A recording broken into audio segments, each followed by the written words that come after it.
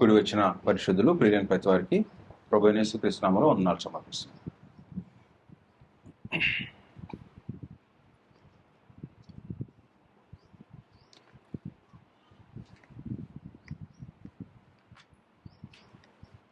మొదటి పేతురు పత్రిక 2వ అధ్యాయం 9వ వచనాన్ని మనం ధ్యానం చేస్తున్నాం. అయితే మీరు చీకట్లో నుండి ఆశ్చర్యమైన తన వెలుగులోనికి మిమ్మును పిలిచిన వాని గుణాతిశయములు ప్రచురం చేయ నిమిత్తము ఏర్పరచబడిన వంశమును, రాజులైన యాజక సమూహమును, పరిశుద్ధ జనమును, దేవుని సొత్తైన ప్రజలై ఉన్నారు. చీకట్లో నుండి ఆశ్చర్యమైన తన వెలుగులోనికి పిలిచిన వాని గుణాతిశయములు. దేవుడు మనల్ని పిలిచాడు, ఆయన గుణాతిశయాల్ని ప్రచురం చేయడానికి బాధ్యులమై ఉన్నాం. గుణాతిశయాలు ప్రచురం చేసేటువంటి వ్యక్తులు దేవుని యొక్క గుణాన్ని సంపాదించుకోవాల్సినటువంటి అవసరం ఉంది. మన గుణాన్ని బట్టి దేవుడు కీర్తించబడతాడు, మహింపరచబడుతుంటాడు. గుణాతిశయాలు ప్రచురం చేయాలి. ప్రచురం చేయటం అంటే నోటితో చెప్పి జీవితం వేరుగా ఉండటం కాదు. నోటితో ఏం మాట్లాడుతున్నామో జీవించే జీవనం అలాగే ఉండాలి. నోటితో మాట్లాడేది ఒకటి, జీవించే జీవన శైలి వేరైతే ఆయన గుణాతిశయాల్ని ప్రచురం చేసేవాడు కాదు, గుణాల గురించి మాట్లాడేవాడివే. అంటే గుణాన్ని గురించి చెప్పుకోవటమే తప్ప గుణానికి తగిన గుణాన్ని దేవుని యొక్క సారూప్యంలోనికి, అంటే దేవుడు మనకి ఏ స్వరూపాన్ని ఇచ్చాడో ఆ స్వరూపంలో దేవునికి ఎన్ని గుణాలు ఉన్నాయో ఆ గుణాలన్నీ మానవులకి ఇచ్చి చేశాడు. తన స్వరూపమందు తన పోలిక చొప్పున నరులను చేశాడు. కాబట్టి తన స్వరూపము తన పోలికలో చేసినటువంటి నరుడు దేవుని యొక్క గుణాన్ని ప్రచురం చేయాలంటే ఆ గుణాన్ని సంతరించుకున్నవాడై ఉండాలి. అందులో 2 వారాలు మనం ఏం ఆలోచన చేశామంటే, 1 దేవుడు ప్రేమామయుడు, ఆయన గుణమది. 2 దీర్ఘశాంతుడు. 3 ఉగ్రత కూడా చూపించేవాడు, ఆయన గుణమది. పాపం మీద ఉగ్రుడవుతాడు. పోయిన వారం దేవుడు నమ్మదగినవాడు. మనలో ప్రేమ ఉందా, దీర్ఘశాంతం ఉందా? పాపం మీద ఉగ్రత చూపించే వ్యక్తుల మీద ఉగ్రత కాదు, పాపం మీద ఉగ్రత చూపించే గుణం ఉంటే దేవుని గుణాన్ని ప్రచురం చేసేవాడు ఏంటావు. పాపాన్ని ప్రేమించేవాడు అనుకో, దేవుని గుణం లేదని అర్థం. పాపం మీద దేవుడు ఉగ్రుడవుతాడు. నమ్మదగినవాడు, ఆయన నమ్ముకోవచ్చు. ఆయన నమ్ముకున్న భక్తుల్ని ఎలాగో రక్షించాడో, ఆయన నమ్మినటువంటి జనం, ఆయన నమ్ముకున్న వారిని పరలోకం తీసుకెళ్ళటానికి దేవుడు ఏం చేశాడో గత వారం మనం ఆలోచన చేశాం. ఇదైనా మేము ఆలోచన చేయబోతున్నామంటే కీర్తన గ్రంథం 7వ అధ్యాయము 11 నుండి 17 వచనాలు చదువుతాం. న్యాయమును బట్టి తీర్పు తీర్చేవాడైన దేవుడు న్యాయాన్ని బట్టి తీర్పు తీర్చుతాడు. మనుషుల యొక్క ముఖాన్ని బట్టి, కులాన్ని బట్టి, ఉద్యోగాన్ని బట్టి, ఆస్తిని బట్టి, అంతస్తుని బట్టి, అందాన్ని బట్టి, ఐశ్వర్యాన్ని బట్టి దేవుడు తీర్పు తీర్చడం. దేవుడు చూసేది ఏంటంటే న్యాయాన్ని బట్టి తీర్పు తీర్చుతాడు.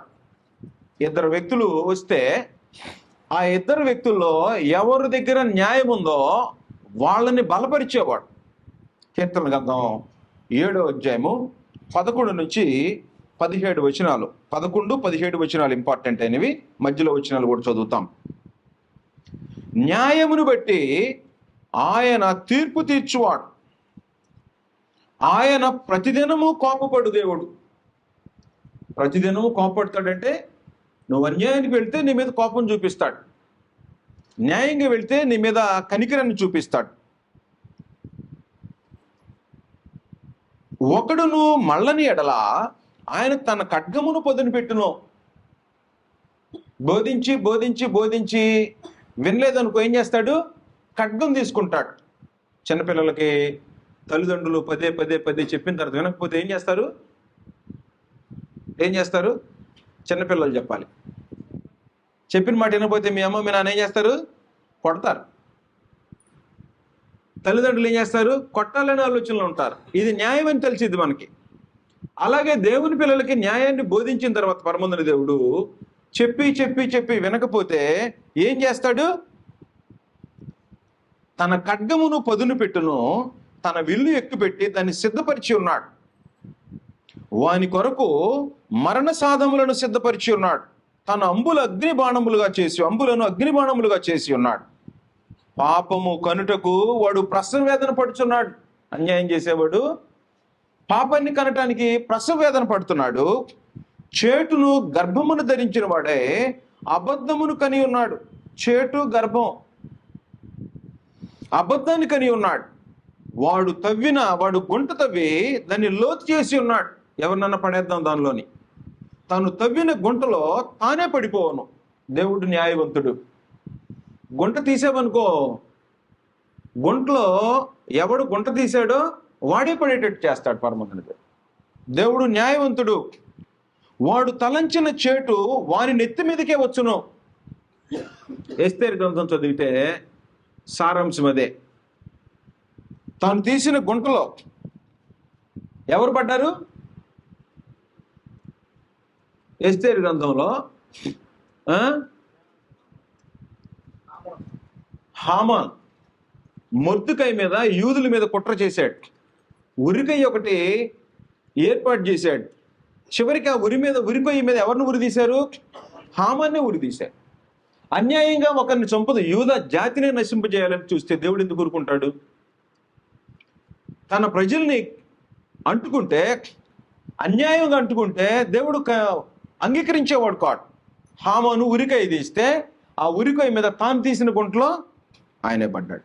వాడు తలంచిన చేటు వాని నెత్తి మీదకే వచ్చును. వాడు యోచించిన బలాత్కారము వాని నడినెత్తి మీదనే పడును. యెహోవా న్యాయము విధించువాడని నేను ఆయనకు కృతజ్ఞతాస్తుతులు చెల్లించదను. నువ్వు కృతజ్ఞతాస్తుతి చెల్లించేవాడివై ఉండాలంటే ఏంటంటే, యెహోవా న్యాయవంతుడు, న్యాయము విధించువాడని నేను ఆయనకు కృతజ్ఞతాస్తుతులు చెల్లించదను. సర్వోన్నతుడైన యెహోవా నామమును కీర్తించెదను. కాబట్టి యెహోవా ఎలాంటి వాడు? న్యాయాన్ని తీర్చేవాడు. గుంట ఎవడు తీస్తే దానిలోనే వాడు పడేటట్టు, ఎవడు తలంచితే చేటు వాడినెత్తి మీదకే చేటును తీసుకొచ్చేటట్టుగా ఏర్పాట్లు చేయగలిగినటువంటి పరమందున దేవుడు.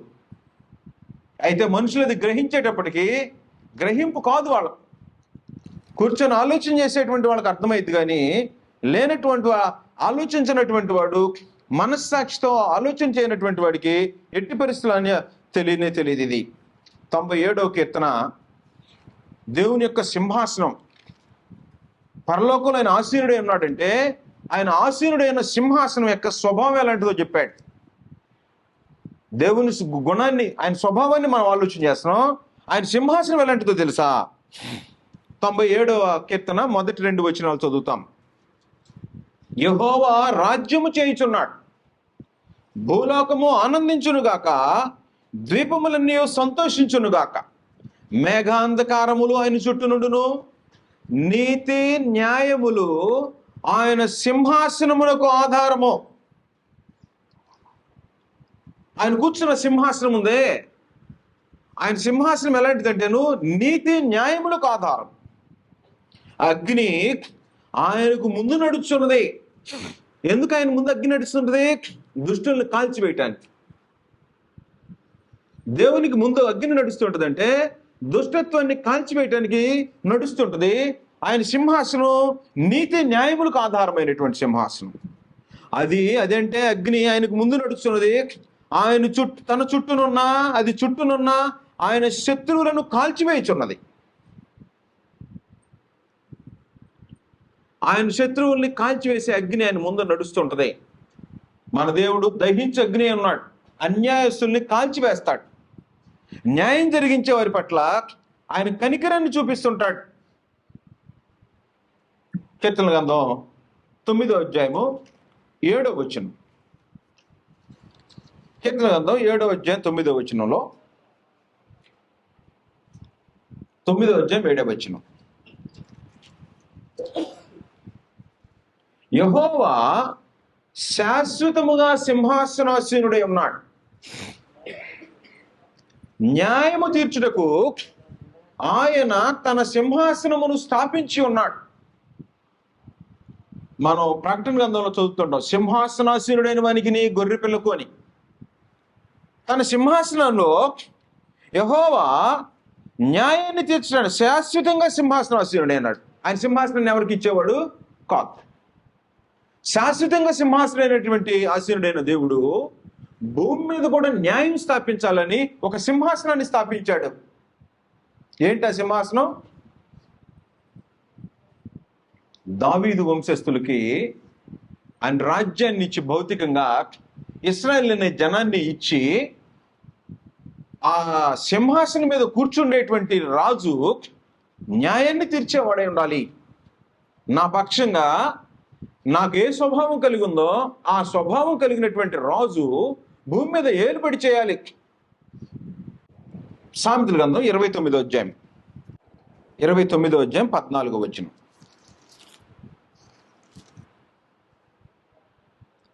ఏ రాజు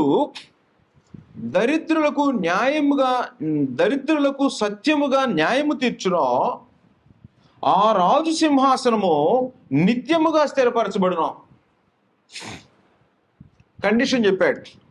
భూమి మీద ఉండేటువంటి రాజు, ఏ రాజు దరిద్రులకు సత్యముగా న్యాయము తీర్చునో ఆ రాజు సింహాసనము నిత్యముగా స్థిరపరచబడును.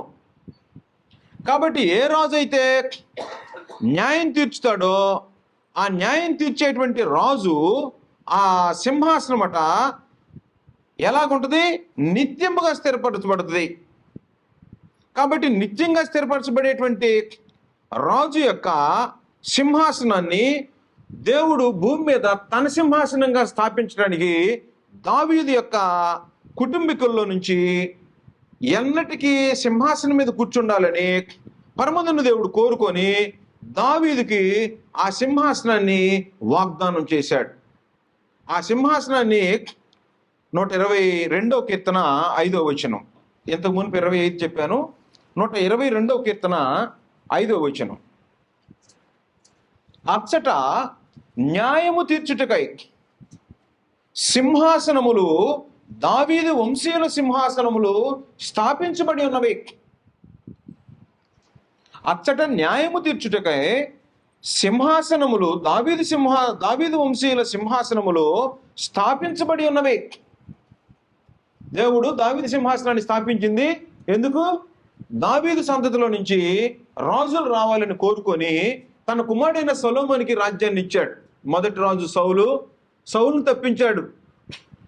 సౌలును తప్పించడంలో కారణం ఏంటంటేను దేవుని యొక్క హృదయాన్ని అనుసరించే వ్యక్తి కనిపించాడు, దావీదు కనపడ్డాడు. కాబట్టి సౌలును తొలగించి దావీదుని సింహాసనం మీద ఎక్కించి, దావీదు పొరపాటు చేసినప్పుడు ఇది న్యాయము అన్యాయం, దావీదుకే న్యాయం తీర్చాడు పరమందున్న దేవుడు. బత్షెబ విషయంలో తన భర్త సైన్యంలో ఉంటే బత్షెబను చూసినటువంటి దావీదు తనను పిలిపించి వ్యభిచరించి, యుద్ధం ఇంకా కంప్లీట్ కాలా, ఆమెకు గర్భం వచ్చింది అనే సంగతి రాజుగారికి ఆమె కబురు పంపితే, అప్పటి వరకు తన పక్షంగా యుద్ధంలో పోరాటం చేసినటువంటి సైన్యంలో ఉన్న తన సేవకుని యొక్క భార్యని వ్యభిచరించి గర్భవతిని చేసి పిలిపించి, తన బురియాని పిలిపించి చంపి మెదలకుండా కూర్చోన్నాడు. దావీదు మహాచక్రవర్తి, అనేక మంది భార్యలు ఉన్నారు, కావాలంటే ఇంకొక భార్యను చేసుకోవచ్చు. పొరుగువని భార్యను కూడేవాడు ఆ ప్రకారమే నాశనం అవుతాడు. కాబట్టి దేవుడు న్యాయం తీర్చేవాడు ఏం చేశాడంటే దావీదు దగ్గరికి తన ప్రవక్తను పంపించి, దావీదు, నేను రాజ్యంలో ఘోరం జరుగుతుంది అన్నాడు. ఏంటా ఘోరం అన్నాడు. ఘోరం మొత్తం చెప్పిన తర్వాత వాడు మరణానికి పాత్రుడు అన్నాడు. దావీదే తీర్పిచ్చాడు, ఆ మనుషుడు నువ్వే,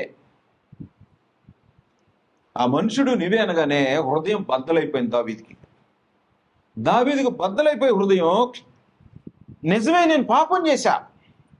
ఇమీడియట్గా వెంటనే ఎప్పుడైతే నాతాన్ ప్రవక్త వచ్చి ఇన్ఫర్మేషన్ ఇచ్చాడో వెంటనే ఏం చెప్పాడంటే, అవును నేను పాపం చేశాను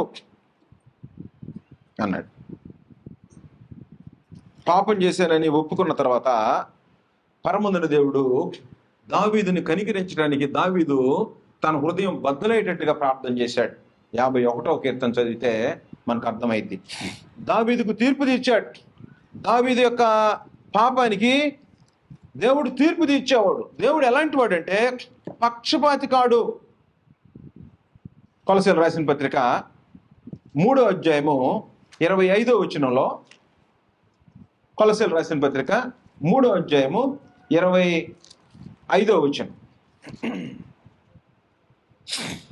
అన్యాయము చేసిన వానికి తాను చేసిన అన్యాయము కొలది మరలా లభించును. అన్యాయం చేసిన వానికి తాను చేసిన అన్యాయం కొలది మరలా లభించును. పక్షపాతం ఉండదు. దేవునికి ఏముండదు? పక్షపాతం ఉండదు. అన్యాయం చేశాడు అనుకో, తిరిగి అన్యాయం వచ్చింది. దావీదుకి దేవుడు వెంటనే పనిష్మెంట్ చెప్పేశాడు. నీవు ఉరియా భార్యను రహస్యంగా వ్యభిచరించేవంతో, కానీ నీ గర్భమందు పుట్టిన నీ కుమారులు నీ భార్యల్ని పగటి వేళ మనుషులందరూ తెలిసేటట్టుగా వ్యభిచరిస్తాడు. పనిష్మెంట్ వెంటనే వచ్చేసేసి చెప్పేసాడు. దావీదు యొక్క హృదయం తల్లడిల్లిపోయింది. తల్లడిల్లిపోయి వెంటనే ప్రార్థన బిగించేశాడు. వెంటనే ఎప్పుడైతే చెప్పాడో, చెప్పిన వెంటనే నాతాన్ ప్రవక్త రాగానే ఆ ప్రవక్త వచ్చిన వెంటనే హృదయం బద్దలైపోయి, నిజమే కదా, నేను రాజుని, నేను చేయాల్సిన ధర్మం ఏంటి? నన్ను దేవుడి సింహాసనం మీద ఎందుకు కూర్చోబెట్టాడు? ధర్మశాస్త్రం రోజు చదవాలి. ద్వితీయోపదేశకాండం 17వ అధ్యాయం అనేక సార్లు చదువుకుంటున్నాం మనం. సింహాసనం మీద కూర్చుండేటువంటి రాజు ఏం చేయాలి? ధర్మశాస్త్రం కాపీ రాసుకోవాలి. ఎందుకంటే అది దేవుని సింహాసనం. అది దేవుని సింహాసనం కాబట్టి తన సింహాసనం మీద రాజు కావాలని కోరుకుంటే రాజునిచ్చాడు. అన్యాయంగా ప్రవర్తిస్తే ఆయన తప్పించి దావీదుని సింహాసనం మీద ఎక్కించాడు. దావీదు ఏం చేయాలి? న్యాయంగా ప్రవర్తించాలి. న్యాయంగా ప్రవర్తించకుండా అన్యాయంగా ప్రవర్తించేటువంటి రాజు తనకి దేవుడు పనిష్మెంట్ ఇస్తాడు. ఆ రాజు దేవుని యొక్క సింహాసనం మీద కూర్చునే రాజుకు ఉండాల్సినటువంటి లక్షణం ఏమి లక్షణం అంటే 17వ అధ్యాయం ద్వితీయోపదేశకాండము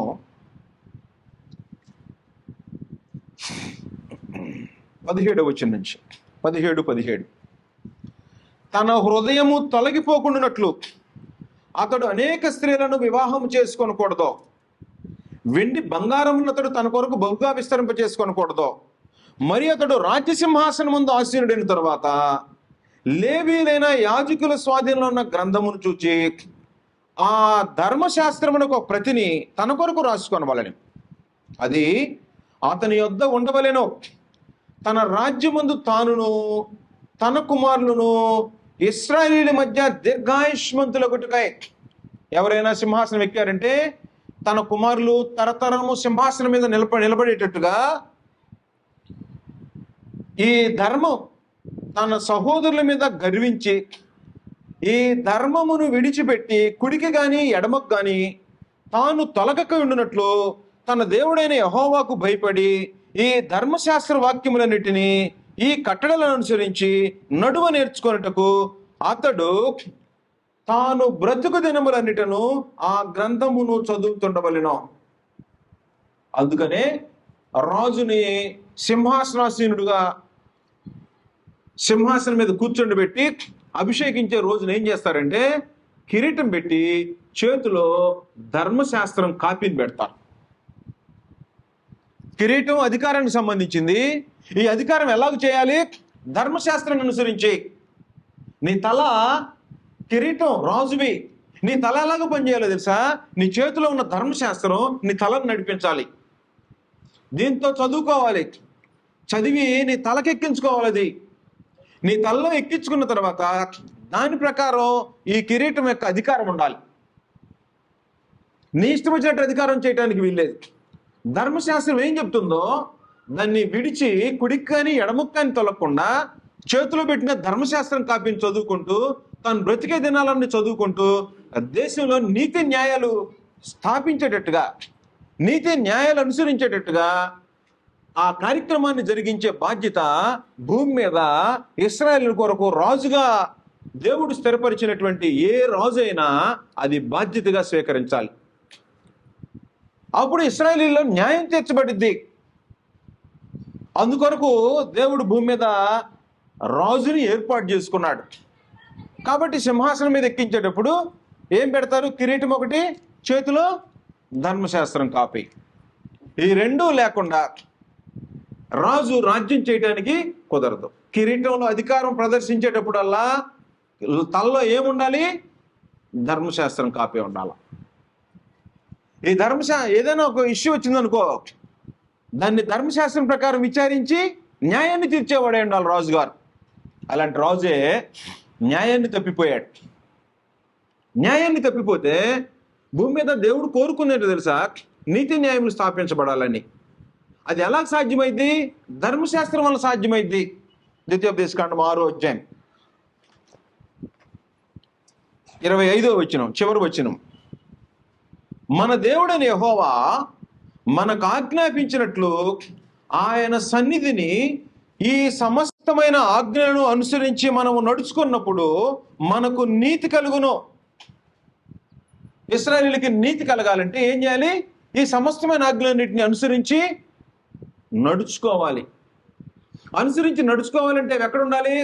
తలలో ఉండాలి. తలలోకి ఎక్కాలంటే చేతిలో ఉండాలి, సెల్ ఫోన్ ఉండాలి. అంతే కదా? ఇప్పుడు అందరి చేతుల్లో ఏముంటుంది? సెల్ ఫోన్ ఉంటుంది. బైబిల్ ఉండట్లా, స్టైల్గా వచ్చేస్తున్నారు. సరదాగా జేబులో పెట్టుకొని ఆ సెల్ ఫోన్లో కాసేపు సెల్ ఫోను, కాసేపు అందులో వాక్యం పెట్టుకున్నాను అంటాడు. నీకు అవసరమైనప్పుడు ఎప్పుడైనా చదువుకోవచ్చు, కానీ ఈ గ్రంథం లేకుండా ఎక్కడికి వెళ్ళదు. నువ్వు సెల్ ఫోన్ను మోసుకెళ్తున్నావు, దానిలో రకరకాలు ఉన్నాయి, ఎన్నో రకాలు. అందులో ఎక్కడో ఒకటిది కదా, ఎన్ని రకాల యాప్స్ ఉంటాయో అందులో మూలం ఉంటుంది బైబిల్. చేతిలో ఉండాల్సింది నీకు ఈ గ్రంథం, దేవుని యొక్క న్యాయాన్ని అనుసరించేటువంటి గ్రంథం. అది నువ్వు ఎప్పుడంటే చదువుకొని నీ హృదయానికి, తలలో నుంచి హృదయానికి వెళ్ళిపోవాలి. చదువుతున్నావు అనుకో, కళ్ళతో చదువుతావు, మనసుతో గ్రహిస్తావు, హృదయంలో భద్రం చేసుకోవాలి. ఎవరు హృదయంలో భద్రంగా ఉంటుందో సిచ్యువేషన్ వచ్చినప్పుడు న్యాయం ఏదో అన్యాయం ఏదో ఆలోచించడానికి అవకాశం ఉంటుంది. ఆజ్ఞలు తెలిస్తే ఆజ్ఞలు అనుసరించటం, అలాగ బ్రతికితే నీతి కలిగిద్ది. ఆజ్ఞల ప్రకారం తీర్పు తీర్చితే న్యాయం ఉంటుంది. న్యాయం తీర్చాలంటే ఆజ్ఞల ప్రకారం నువ్వు తీర్పు తీర్చాలి, అది న్యాయం. ఇద్దరు వ్యక్తులు నీ మధ్య నిలబడ్డారు అనుకో, గ్రంథంలో ఒక ఎగ్జాంపుల్ ఉంది, బయట చెప్పడం ఎందుకు. సొలొమోను ఒక న్యాయాన్ని తీర్చాడు. ఏం తీర్చాడంటే, ఇద్దరు తల్లులు ఒక బిడ్డను తీసుకొని వచ్చారు. బిడ్డను తీసుకొని వచ్చి, ఇది నా బిడ్డ, ఇది నా బిడ్డ, ఇది నా బిడ్డ, ఇది నా బిడ్డ అంటున్నారంట. ఇది నా బిడ్డ, నా బిడ్డ అంటే సొలొమోనుకు అర్థమైపోయింది, ఇద్దరు బిడ్డ ఏంటదా? కాదు. వీళ్ళిద్దరిలో డూప్లికేట్ ఎవరు? డూప్లికేట్ ఎవరో కనుక్కోవాలంటే టెక్నిక్ అప్లై చేశాడు. ఏం టెక్నిక్ అప్లై చేశాడంటే, బిడ్డను తీసుకొచ్చి అక్కడ పడుకోబెట్టి కత్తి తీసుకొని 2 ముక్కలు చేసి ఇద్దరు చెరుసగమి అన్నాడు. చెరుసగం ఇచ్చేసేమన్నాడట. చెరుసగం ఇచ్చేయమంటే నిజంగా ఏ తల్లి బిడ్డను కందో ఆ తల్లి వచ్చి, అయ్యా బిడ్డను దానికి ఇచ్చేసి, అంటే నా బిడ్డ నా దగ్గర ఉండకపోయినా నేను చంపుకోలేను, దానికే ఇచ్చేసే, నాకొద్దు, ఈ బిడ్డను తీసుకెళ్ళి ఆమెకే ఇచ్చేసే. కారణం ఏంటి? వాళ్ళిద్దరు వేశ్యలేను, ఇద్దరు వేశ్యలేని స్త్రీలు ఉన్నాడు. మొదటి రాజుల గ్రంథం 3వ అధ్యాయం. 16వ వచనం నుండి. న్యాయం తీర్చటం. దేవుడు న్యాయవంతుడు, న్యాయం తీర్చేవాడిని వర్ధిల్ల చేస్తాడు. తరువాత వేశ్యలైన 2 స్త్రీలు రాజునొద్దకు వచ్చి అతని ముందర నిలిచిరి. వారిలో ఒకతే ఇట్లు మనవి చేశాను, నా ఏలినవాడా చిత్తగించుము, నేనును ఈ స్త్రీ ఒక ఇంట్లో నివసించున్నాం. దానితో కూడా ఇంటిలో ఉండి నేను ఒక పిల్లను కంటిని. నేను కనిన 3వ దినమున ఇదియు పిల్లను కనేను. మేమిద్దరము కూడా ఉన్నాం. మేమిద్దరము తప్ప ఇంటిలో మరి ఎవరును లేరు. అయితే రాత్రి ఎందు ఇది పడకలో తన పిల్లవాని మీద పడగా అది చచ్చెను. కాబట్టి మధ్యరాత్రి లేచి నీ దాసినైనా నేను నిద్రించుండగా వచ్చి నా పక్కలో నుండి నా బిడ్డను తీసుకొని తన కౌగిటిలో పెట్టుకొని చచ్చిన తన పిల్లను నా కౌగిటిలో ఉంచెను. ఉదయమున నేను లేచి నా పిల్లకు పాలియే చూడగా అది చచ్చినదాయను. తరువాత ఉదయమున నేను పిల్లను నిదానించి చూసినప్పుడు వాడు నా కడుపును పుట్టినవాడు కాడని నేను తెలుసుకుంటుని.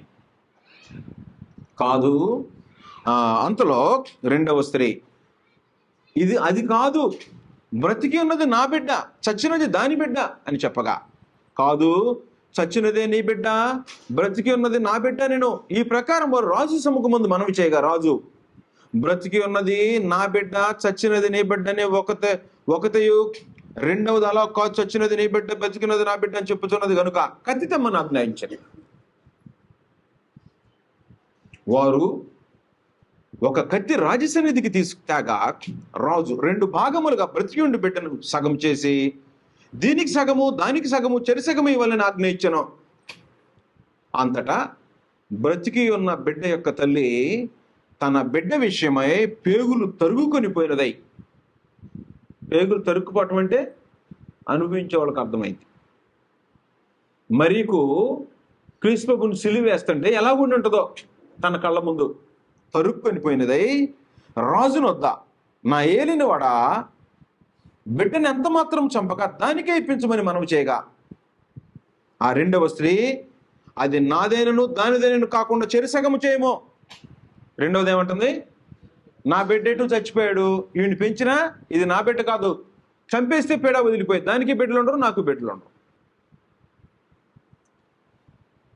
అనగానే అంతటా ఇశ్రాయేలులందరూ రాజు తీర్చిన తీర్పును గురించి విని న్యాయము విచారించుట యందు ఏం చెప్పాడు, దైవ జ్ఞానము నొందిన వాడని గ్రహించి అతనికి భయపడింది. ఎవరికి ఇచ్చేశాడు ఇప్పుడు బిడ్డని? అందుకు 27వ వచనం, అందుకు రాజు బ్రతికి ఉన్న బిడ్డని ఎంత మాత్రము చంపక మొదటి దానికి ఈడే, దాని తల్లి అదే అని తీర్పు తెచ్చా. ఎందుకని? బిడ్డ చచ్చిపోవటం ఇష్టం లేదు, చెరిసగం చేయమంది. 2వది బిడ్డను చంపుకున్నది 2 ముక్కలు చేస్తే దాని బిడ్డ కూడా చచ్చిపోతాడని అర్థం. న్యాయం తీర్చడంలో రాజు ఆ రోజు నుండి దేవుడు సొలొమోనుకి జ్ఞానం ఇచ్చాడని మనుషులు రాజుని గౌరవించడం ప్రారంభించారు. కాబట్టి దేవుడు ఏం చేస్తాడు, తన సింహాసనం మీద కూర్చున్న వ్యక్తి న్యాయాన్ని అనుసరించడానికి పూనుకున్నవాడైతే న్యాయాన్ని తెలియజేస్తాడు. కాబట్టి కీర్తనల గ్రంథము, సామెతల గ్రంథం 8వ అధ్యాయం 15వ వచనం, సామెతల గ్రంథం 8వ అధ్యాయము 15వ వచనంలో జ్ఞానం మాట్లాడుతుంది. జ్ఞానం మాట్లాడుతూ ఏం చెప్తాడంటే, జ్ఞానం ఎవరికి ఉంటుందో, ఏ జ్ఞానం? దేవుని జ్ఞానం, ధర్మశాస్త్రపు జ్ఞానం. ధర్మశాస్త్రపు జ్ఞానం ఎవరికి ఉంటుంది అంటే 15వ వచనం, నా వలన రాజులు ఏలుదురు, అధికారులు న్యాయమును బట్టి పాలన చేయుదురు, నా వలన అధిపతులు లోకములోని గనులైన న్యాయాధిపతులందరూ ప్రభుత్వం చేయుదురు. జ్ఞానం ఎరిగినటువంటి వాడు, ధర్మశాస్త్రం ఎరిగితే న్యాయం అనుసరించేటువంటి బ్రతికేటువంటి అవకాశం ఉంటుంది. కాబట్టి న్యాయాన్ని తీర్చేటప్పుడు మనుషులు దేవుని జ్ఞానం ఎరిగిన వాళ్ళైతే నీతిని అనుసరించి న్యాయాన్ని అనుసరించి బ్రతుకుతుంటారు, న్యాయం వలన తక్కువ లాభం వచ్చినా న్యాయం వైపే మొగ్గు చూపుతారు. అంటే ఇతడు న్యాయవంతుడో కాదో, నీతిమంతుడో కాదో మనం తెలుసుకోవాలంటే ఒకే ఒక ఇన్సిడెంట్ మనం చూడాలి.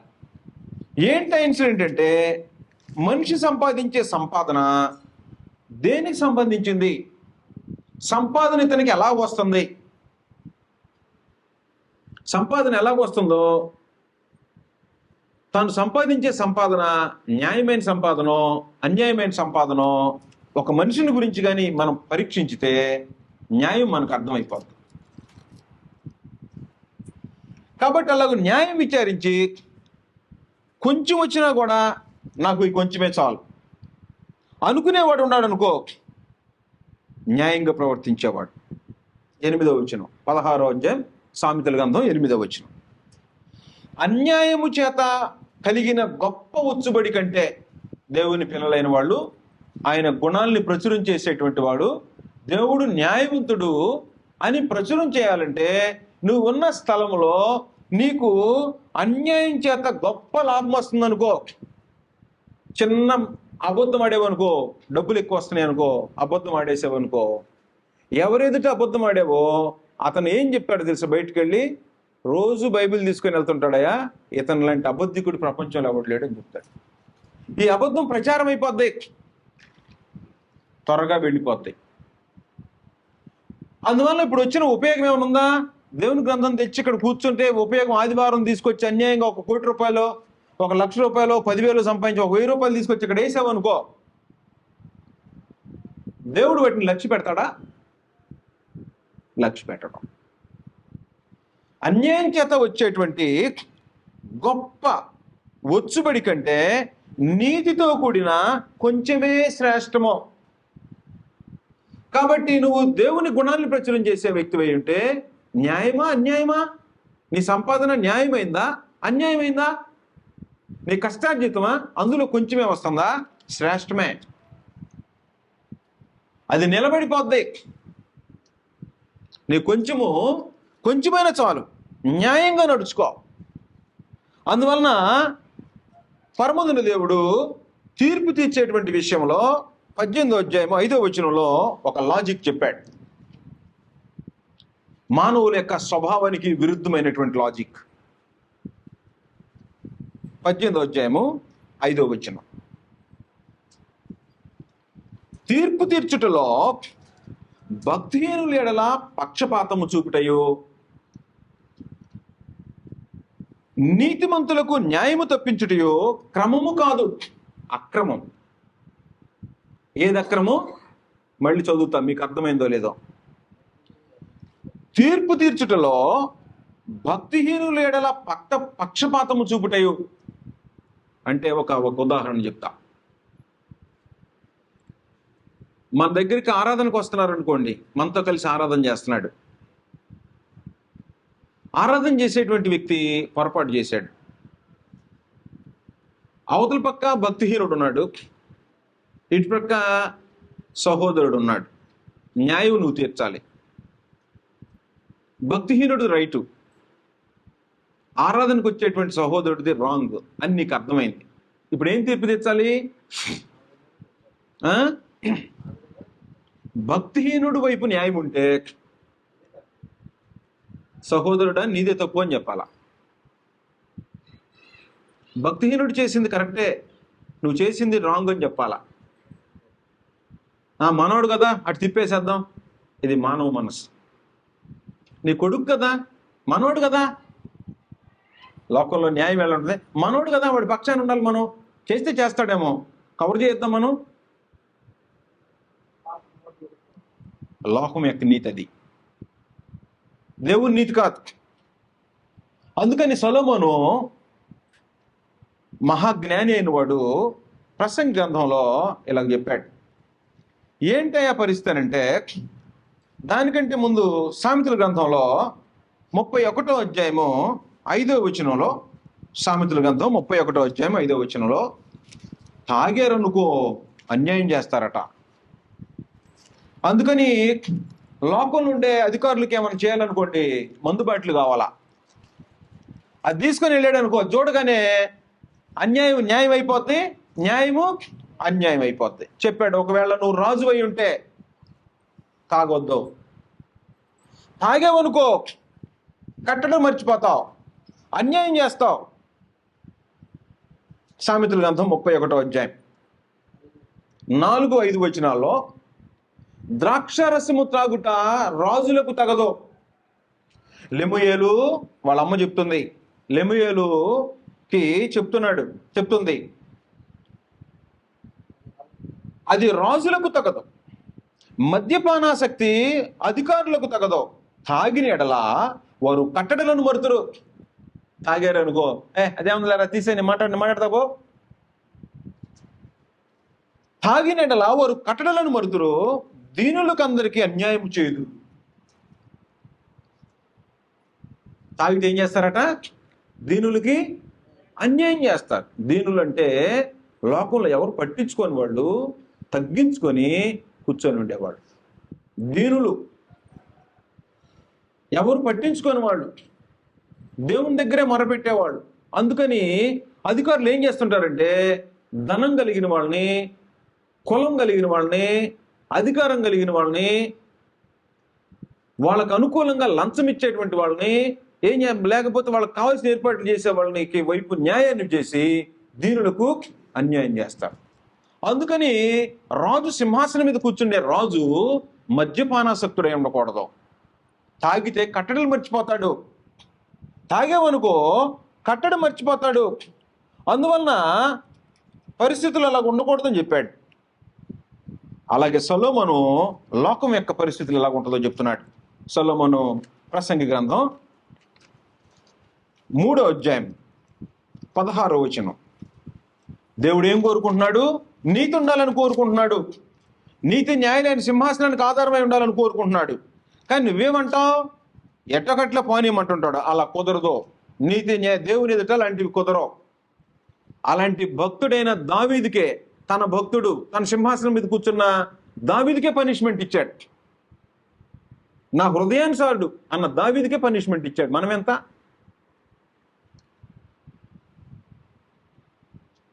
3వ అధ్యాయం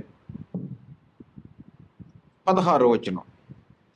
మరియు లోకమందు విమర్శ స్థానమున అంటే ఇద్దరు వ్యక్తులు విమర్శించేటప్పుడు స్థానమున దుర్మార్గత జరుగుటయు, న్యాయం ఉండవలసిన స్థానమున దుర్మార్గత జరుగుటయు నాకు కనపడినో. లోకంలో జరిగింది. ఈ రోజునది క్రీస్తు సంఘాల్లో కూడా ప్రవేశించింది. లోకంలో ఉండేది క్రీస్తు సంఘంలో న్యాయం విచారించేవాడు లేకపోతే, న్యాయంగా బ్రతికేవాడు లేకపోతే దీనిలో కూడా ప్రవేశించింది.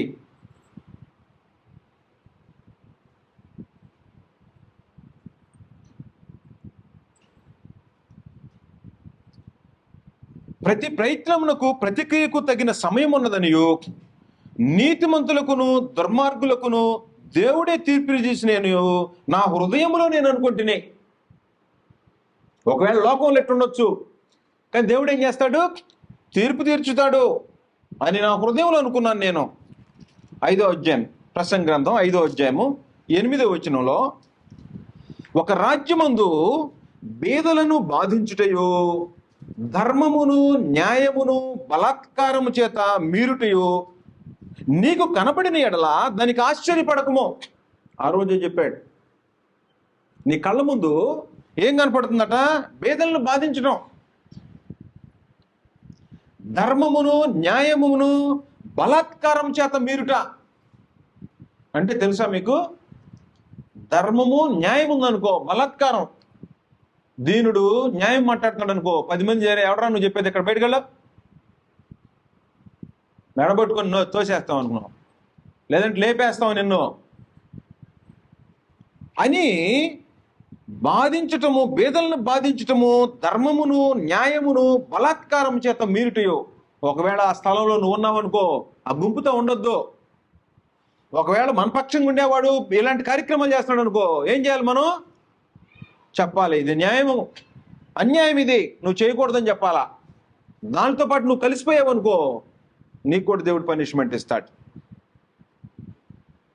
దానికి ఆశ్చర్యపడద్దు అన్నాడు.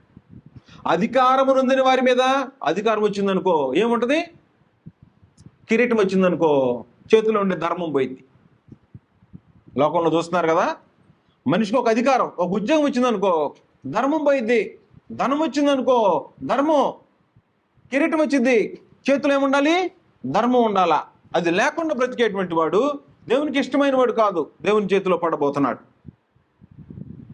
అధికారము నొందిన వారి మీద మరి ఎక్కువ అధికారం నొందిన వారు ఉన్నారు. వీడిక్కడ దుర్మార్గం చేశాడు అనుకో వాడి మీద పైనోడు ఉంటాడు. మరి ఎక్కువైన అధికారం నొందిన వారు వారిపైగా ఉన్నారు. ఏ దేశములో రాజు అని మిగతా వివరాలు చెప్పుకుంటూ వచ్చేసేసాడు. అందువలన పరమందున్న దేవుడు న్యాయాన్ని కోరుకునేవాడు, నీతిని కోరుకునేవాడు. బలర్పించడం ఇశ్రాయేలుకి సాధారణమైన కార్యక్రమం. పాపం చేసామని అనిపించింది అనుకో తీసుకెళ్ళి అక్కడ బలర్పించి వచ్చేస్తుంటారు. ఆ బలర్పించేటువంటి పరిస్థితుల్లో సామెతల గ్రంథం 21వ అధ్యాయము 3వ వచనం. సామెతల గ్రంథం 21వ అధ్యాయము 3వ వచనం. నీతి న్యాయములను అనుసరించి నడుచుకొనుట, నీతి న్యాయములను అనుసరించి నడుచుకొనుట బలులను అర్పించుట కంటే యెహోవాకు ఇష్టము. ఒకవేళ బలి అర్పించడానికి నీ దగ్గర ధనం లేకపోవచ్చు, నీతి న్యాయం అనుసరించామనుకో బలి అర్పించట కంటే ఇష్టంగా ఉంటుంది, బలి అర్పించట కంటే ఇష్టంగా ఉంటుంది. అందువలన మనుషులు చేయాల్సిన పని ఏంటంటేను నీతి న్యాయమును అనుసరించడానికి పూనుకుంటే అలాంటి వ్యక్తులట ధన్యులు అని రాయబడింది. నీతి న్యాయములు అనుసరించేటువంటి వ్యక్తులు ధన్యులు. కీర్తనల గ్రంథం 106వ అధ్యాయము 3వ వచనం. న్యాయమును అనుసరించువారు, ఎల్లవేళలా నీతిని అనుసరించి నడుచుకుని వారు ధన్యులు. న్యాయమును అనుసరించువారు, ఎల్లవేళలా నీతిని అనుసరించి నడుచుకుని వారు ధన్యులు. ఎల్లవేళలంటే ఉదయం ఒక రకంగా సాయంత్రం ఒక రకం కాదు, ఈ గంట ఒక రకంగా ఇంకొక గంట ఒక రకం కాదు. ఆదివారం ఆరాధనకు వచ్చినప్పుడు ఒక టైపు. అందుకని దేవుడు ఏం చేస్తుంటాడు? ప్రతిదినము కోపపడే దేవుడు. నువ్వు అన్యాయం చేస్తే కోపపడుతుంటాడు, న్యాయంగా బ్రతుకుతుంటే ఆనందిస్తుంటాడు. అలాంటి వారిని చూసి ఆనందించేటువంటి దేవుడు, నీతిని బట్టి లోకానికి తీర్పు తెచ్చేటువంటి దేవుడు. దరిద్రులకు న్యాయం తీరుస్తాడట. లోకంలో ఇలాగ జరుగుతుంది, కానీ దరిద్రులకు న్యాయం తీర్చేటువంటి వాడు యెహోవా. 140వ కీర్తన 12వ వచనం. దరిద్రులకు న్యాయం ఎవరు తీస్తాడంటే యెహోవా న్యాయం తీరుస్తాడు. 140వ కీర్తన 2వ వచనం.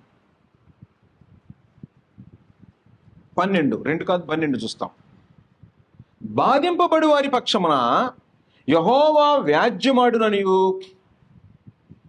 ఎవరైనా అన్యాయంగా బాధ పెడుతున్నారనుకో, బాధ అనుభవిస్తున్నావు అనుకో, నీ పక్షాన్ని ఎవరుంటారు? జనాన్ని కూర్చుకోవడానికి ఆలోచన చేయదు. నీ పక్షాన్ని ఎవరుంటారంటే బాధింపబడి వారి పక్షమున యెహోవా వ్యాజ్యమాడుననియు, దరిద్రులకు ఆయన న్యాయము తీర్చుననియు నేను ఎరుగుదును. దరిద్రులకి న్యాయం తీరుస్తాడని ఎవరు ఈ మాట, ఈ కీర్తన రాసింది? దావీదు. తన జీవితంలో జరిగింది కదా. తన సేవకుడైన ఉరియా ఏం జరిగిందో, ఆ తర్వాత పనిష్మెంట్ ఈయనకి ఎలాగొచ్చిందో, దరిద్రుడైన ఆయన భార్యను తెచ్చుకుంటే ఏం జరిగిందో, న్యాయం ఎలా తీర్చాడో నేను ఎరుగుదును. కాబట్టి ఎరిగినటువంటి దావీదు చెప్తా ఉన్నాడు, బాధింపబడి వారి పక్షమున యెహోవా వ్యాజ్యమాడుననియు, దరిద్రులకు ఆయన న్యాయము తీర్చుననియు నేను ఎరుగుదును. ఇది గ్రంథం చెప్తుండేటువంటి సందేశం. కాబట్టి దేవుడు ఏం గుణం కలిగిన వాడు? న్యాయాన్ని బట్టి తీర్పు తీర్చేవాడు. న్యాయం ఎటువైపు ఉంటే అటువైపు తీర్చేవాడు. చిన్నపిల్లల్ని అడగండి, ఖచ్చితంగా న్యాయం చెప్తారు. చిన్నపిల్లల్ని అడిగారు అనుకో, న్యాయం చెప్పరు. ఏం చూశారో అదే చెప్తారు, వేరే చెప్తారా? మనం కానీ ప్రాంప్టింగ్ చేయకపోతే, వాళ్ళని కానీ అడ్డుకోకుండా కానీ ఏం జరిగిందో చెప్పమంటే యాజ్ ఇట్ ఈజ్గా చెప్తారు. చెప్పరు. ఎక్కడ న్యాయం తీరుస్తారు? తల్లిదండ్రులు ఇద్దరికి న్యాయం తీరుస్తారు వాళ్ళు. మీరు వాళ్ళకి ఒకసారి ఛాన్స్ ఇచ్చి చూడండి, పిల్లలకి ఛాన్స్ ఇచ్చి చూడండి. భార్యాభర్తల మధ్య డిస్ప్యూట్ వస్తే మీరు పిల్లలకి ఛాన్స్ ఇవ్వండి, మీ పిల్లలకి వాళ్ళు చెప్పింది వినేసేయండి. చెప్పరా? నీతి చెప్పరా? ఏం ప్రలోభ పెట్టకుండా చక్కగా ఇద్దరు కూర్చొని, అరే ఏంట్రా మా ఇద్దరు ఎవరిలో ఒప్పరో చెప్పండి అన్నాడు. చెప్పరా? బెదిరిస్తే చెప్పరు న్యాయం. బెదిరిస్తే చెప్పలేరు, కానీ వాళ్ళు చిన్న వయసు అని. న్యాయం అడిగితే ఖచ్చితంగా న్యాయం మీద అన్యాయం ఏదో పిల్లలు కంటి ముందు చూస్తే చెప్పేయగలుగుతారు. ఎందుకంటే మీరు మార్పు నుండి బిడ్డల వంటి వారైతే తప్ప అన్నాడు. ఇలాంటి వారిదే పరలోక రాజ్యం. బిడ్డలకు అన్యాయం చేసే స్వభావం దేవుని స్వభావం ఉంది. అన్యాయం మాట్లాడదామని కానీ అటువైపు ఇటువైపు చెప్దామని కానీ బాల్య దశలో ఉండదు, నేర్పించితే వచ్చింది. బతులు ఆడుతుంటారు, న్యాయాన్ని అన్యాయంగా తిప్పడానికి బతులు ఆడుకుంటుంటారు బిడ్డల వైపు. అందువలన పరమందున దేవుడు న్యాయాన్ని న్యాయంగానే తీరుస్తాడు, అన్యాయానికి అన్యాయంగానే తీరుస్తాడు. ఈ బాధ్యత కలిగినటువంటి శాస్త్రులు, పరిసయ్యులు, ధర్మశాస్త్రం వాళ్ళ దగ్గర ఉంది. మత నాయకులు యెరూషలేం దేవాలయంలో ఎవరికైనా ఏ తీర్పు తీర్చాలన్నా, ఏ కార్యక్రమం జరిగించాలన్నా వాళ్ళే బాధ్యులు, వాళ్ళే లీడర్స్. అలాంటి వారు ఎలా ప్రవర్తిస్తున్నారో లోకాన్ని వదిలిపెడితే ఇశ్రాయేలు జాతిలో ఎలాగుందో ప్రభువైన యేసు భూమి మీదకి వచ్చి చెప్పాడు. మత్తయి సువార్త 23వ అధ్యాయం 23వ వచనం. మత్తయి సువార్త 23వ అధ్యాయం 23వ వచనం. నేడు క్రీస్తు ప్రభు సంఘంలో ఎలాగుందో, నేడు క్రీస్తు ప్రభు సంఘంలో ఎలాగుందో 23వ అధ్యాయం 23వ వచనం. అయ్యో వేషధారులైన శాస్త్రులారా, పరిసయ్యులారా. శాస్త్రులు, పరిసయ్యులు అంటే ఏంటి? అసలు మా స్టేటస్ ఏంటి? సంత వీధుల్లో వందనాలు, విందుల్లో అగ్రపీఠాలు, బాధకులని పిలువబడతాం, గొప్పతనం, రక్షరేకులు వెడల్పుగా చేసుకునేటువంటి బ్యాచ్, ప్రజల్లో ఘనత, గొప్ప పేరు, అధికారం చేతిలో ఉన్నటువంటి వాళ్ళ దగ్గరికి ప్రభువైన యేసు వచ్చాడు. ఏమైపోయింది? ఇశ్రాయేలు జాతి నాశనం అయిపోయింది. ప్రభువైన యేసుని పరమందున దేవుడు చెక్కి నీతి న్యాయములు జరిగించేటువంటి రాయిగా, సజీవమైన రాయిగా, నడిచే రాయిగా క్రీస్తు ప్రభువుని చెక్కి పరలోకంలో బోధించి భూమి మీదకు దించాడు. నడుస్తున్న రాయి ప్రభువైన యేసు, నీతి న్యాయములు కలిగినటువంటి నడిచేటువంటి రాయి భూమి మీదకి వచ్చింది. వస్తే యెషయా గ్రంథం 28వ అధ్యాయంలో చెప్పినట్టు చెక్కి పెట్టాడట. నీతి న్యాయములు కలిగినటువంటి రాయిని చెక్కి పెట్టి భూమి మీదకి పంపించాడు. చూడగానే ఏం చెప్తుంటే సున్నం కొట్టిన సమాధుల్లాగా ఉన్నారు మీరు. తిట్టడం బిగిన్ చేశాడు. వేషధారులారా, రకరకాలు తిట్టుకుంటూ వచ్చి 23వ వచనంలో చెప్పాడు.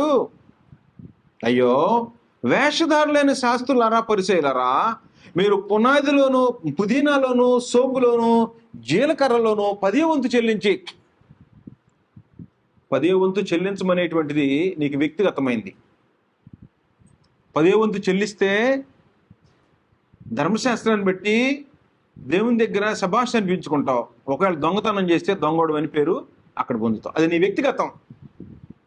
జనానికి కనపడేటట్టు లెక్క పెడతారట. పుదీనా కోసారనుకో, కోత కోసారనుకో, పని వాళ్ళకి చెప్పేస్తారు. ఏమని?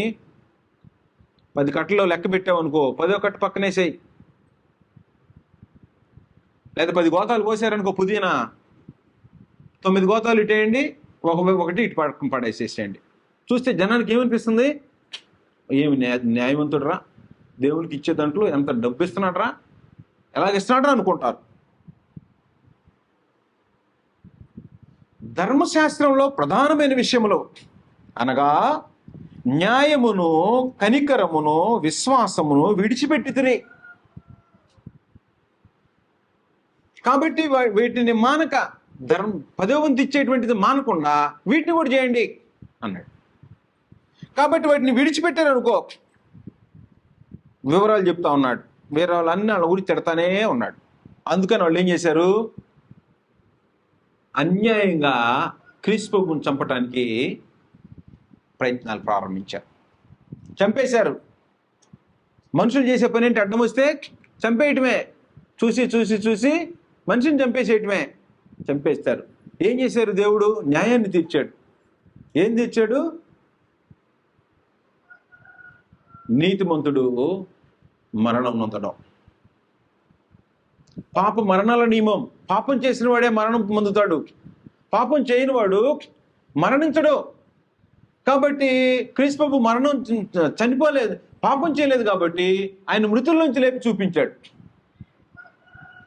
చూపించిన తర్వాత కూడా మళ్ళీ ప్రధాన యాజకులు ఏం చేస్తారంటే, క్రీస్తు ప్రభు పేట అద్భుతాలు జరుగుతుంటారే, ఆయన పేరు మీద ఏం మాట్లాడద్దు మీరు, యేసుక్రీస్తు పేరు ఎత్తొద్దు, ఇక్కడ ఎత్తొద్దంటే వాళ్ళు ఏమంటున్నారు? అపోస్తులు మీరే కదా ఆయన చంపింది అంటున్నారు. మళ్ళీ ఆ పేరు ఎత్తొద్దని ఏంటంటే మీరే కదా చంపింది అంటున్నారు. కొట్టి చెరసాల్లో వేస్తున్నా దేవుడు న్యాయమే తీర్చేటువంటి దేవుడు ఆయన. వాళ్ళు కొడుతున్నారు, కొడుతుంటే జైల్లో వేయండిరా అంటున్నారు. కొడితే కొట్టారు కానీ మీరు చంపింది ఆయన మీరే చంపారు. దేవుడైన మృతులోంచి లేపాడు. ఆయన నామం నందు మేము ఇట్లాంటి కార్యక్రమాలు చేస్తున్నాం. మేము మనుషులకు లోబడాలా, దేవునికి లోబడాలా? అపోస్తులు భూమి మీద క్రీస్తు ప్రభు పునరుద్ధానం తర్వాత న్యాయంగా బ్రతికినటువంటి మనుషులు, నీతిగా బ్రతికినటువంటి మనుషులు, నీతి న్యాయముల కొరకు, కొత్త నిబంధన చట్టం కొరకు తమ ప్రాణాన్ని సమర్పించినటువంటి జనం. ఆ బాధ మన చేతిలో పెట్టిండే. కాబట్టి కొత్త నిబంధనలో ఈ రోజున నీతి న్యాయాలు అనుసరించే జనం అంటే అపోస్తుల బాధ ప్రకారం జీవించేటువంటి జనం నీతి న్యాయం. అందువలన దేవుడు ఎలాంటి వాడు? న్యాయం తీర్చేవాడు, న్యాయాన్ని బట్టి తీర్పు తీర్చేవాడు. మనం అందువలన ప్రశ్న వేసుకోవాలా. మనం ప్రశ్న వేసుకుంటే లోకంలో ఉండే జనులు చూసినప్పుడు న్యాయాన్ని బట్టే మాట్లాడతాడు. ఈయన కటువుగా ఉంటుంది, కానీ నువ్వు చనిపోయిన తర్వాత కూడా నీ గురించినటువంటి అకౌంట్స్ భూమి మీద ఉంటాయి. నీ పరిసరాల్లో తిరిగినటువంటి వాళ్ళ మధ్య నీ చర్యలు కనిపిస్తుంటాయి. మనిషి కటువే కానీ న్యాయంగానే మాట్లాడతాడు. న్యాయం చెప్పేవాడు కటువుగానే ఉంటాడు. క్రీస్తు ప్రభు ఎలాగున్నాడు? ఎక్కడ తేడా వస్తే అక్కడ వెంటనే రెక్టిఫై చేసేసి ఉంటాయి. అందువలన మనం ఎలాగున్నామో 16వ వచనం, తీతుకు రాసిన పత్రిక మొదటి అధ్యాయం 16వ వచనం. దేవుణ్ణి ఎరుగుదుమని వారు చెప్పుకొందురు గాని అసహ్యులను, అవిధేయులను, ప్రతి సత్కార్యం విషయం భ్రష్టులయండి తమ క్రియల వలన ఆయన్ని ఎరగమన్నట్టున్నారు.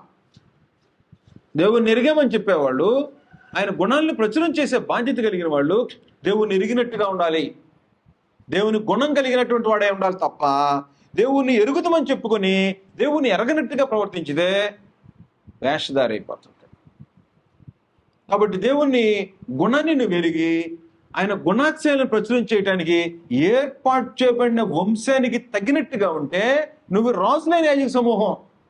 ఓవరకు బాప్తిస్మం పొంది అక్కడికి వచ్చి కూర్చొని లోకంలో ఏ పెడితే చేసి వచ్చేటువంటి వాడు రాజులైన యాజక సమూహం కాదు. నువ్వు బాప్తిస్మం పొందినంత మాత్రాన రాజు అయిన యాజకుడు కాదు. రాజు నీతిని అనుసరించి ఎలాగూ తన తలను ఉపయోగిస్తాడో, తన అధికారాన్ని ఉపయోగిస్తాడో, నువ్వు నీతిని అనుసరించి బ్రతికేవాడు అయితే, కొత్త నిబంధన చట్టాన్ని అనుసరించి బ్రతికేవాడు అయితే న్యాయంగా బ్రతికేవాడు. దానికి భిన్నంగా బ్రతికితే రాజులైన యాజకమా? యాజకత్వం ఉండదు. ఇక న్యాయంగా లేకుండా యాజకత్వం చేయడానికి వెళ్ళాడు అనుకో దేవాలయంలోకి, ఏం జరుగుద్ది? మరణమే. కాబట్టి ఈ రోజున క్రీస్తు ప్రభు సంఘంలో మేము రాజులైన యాజక సమూహం అని చెప్పుకునేవాళ్ళు, ఆ రాజు తనని రాజుగా చేసిన, యాజకుడుగా చేసిన ఆయన పక్షంగా ఆయన గుణాన్ని ప్రచురం చేసే వ్యక్తి అయి ఉండాలి. ఆయన అడుగుజాడలో నడిచేవాడై ఉండాలి. ఆయన గుణాన్ని ప్రచురం చేసే గుణం కలిగిన వాడే ఉండాలి. కాబట్టి మనం అలాగ రాజులైన యాజక సమూహంగా, దేవుని సొత్తైన ప్రజలుగా, పరిశుద్ధ జనముగా, ఆయన గుణాన్ని ప్రచురం చేసేటువంటి జనంగా, న్యాయమును ప్రేమించే వ్యక్తిగా, న్యాయం తీర్చే వ్యక్తిగా, న్యాయము నువ్వు కూర్చున్న చోట ప్రజలు వెళ్ళేలాగా, నీ చుట్టూ న్యాయానికి మాత్రమే చోటు ఉండేటట్టుకు, అన్యాయం మీద ఉగ్రుడు వేయేటట్టుగా జీవితాన్ని జీవిస్తుంటే రాజులైన యాజక సమూహమే. అలాంటి రూపంలో మనం ఆలోచన చేసి జీవితాలు దిద్దుకోవాలని ప్రభువైన యేసుక్రీస్తు పేరిట మీ అందరికీ వందనాలు సమర్పిస్తూ ముగిస్తాం.